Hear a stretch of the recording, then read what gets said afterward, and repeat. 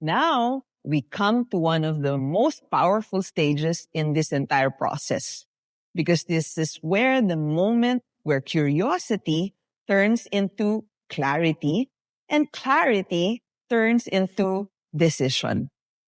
This is where people stop wondering and start believing. And that stage is the presentation. If invitation opens the door, presentation is what can keep people inside and show them what is truly possible.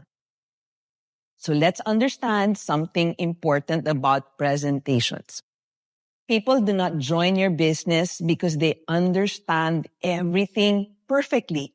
They join because they begin to believe that this can work for them. And belief does not come from information alone. It comes from seeing the potential by giving them appropriate information. Your job during the presentation is not to overwhelm people with information. It's to help them see the potential clearly. Because when they see clearly, they feel confident enough to take a decision. So think again about watching a movie this time. If you only watch 10 minutes from the middle, will you understand the story? Probably, but you'll miss out on some. You might even feel confused, disconnected, or uninterested. But when you watch the movie from the beginning, when you see how the story builds, you understand the characters and the journey, you become emotionally involved if it was a good movie. The same applies to your business presentation. If you try to explain bits and pieces randomly, people will feel confused. But when they see a structured, complete presentation, it's easier for them to connect the dots. So this is where many people make a mistake, especially when they're starting out. They feel like they need to become the expert. They feel like they have to explain everything themselves. But that's not your role while you're starting out. Your role is not to be the expert. Your role is to be the connector. You connect your prospect to the system. You connect them to your upline. You connect them to the tools. Because when you try to do everything yourself too early, you create pressure on yourself and confusion for the other person.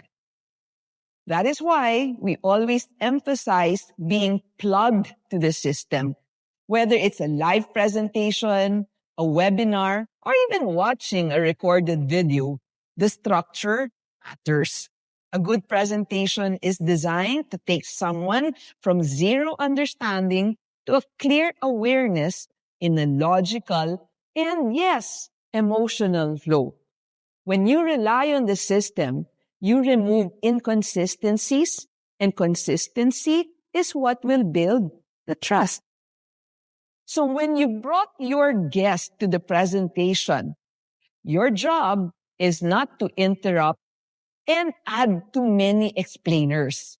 Your job is to sit with your guest, to observe your guest, watch how the person reacts, notice what interests them, notice when they have questions. Just stay present and let the system do its job. Because the more you interfere unnecessarily, the more you break the flow in the system. Now, after the presentation, questions will come. And this is completely normal. In fact, questions are a good sign. I would be more concerned if your prospect didn't have any questions. Questions mean the person is actually thinking. It means they're interested enough, but they need clarity. So never fear objections. Instead, understand the root cause of their objections. Listen carefully. Don't interrupt. Let the person express themselves fully. Then respond calmly and simply. This is not a debate where you need to be right and they need to be proven wrong. Remember, sometimes Just acknowledging their concern, just listening builds trust than trying to give a perfect answer. At the end of the presentation, your goal is not to force a decision. Your goal is to guide one. When someone has seen the full picture, when their questions are already addressed, when they feel comfortable, they will naturally move towards a decision.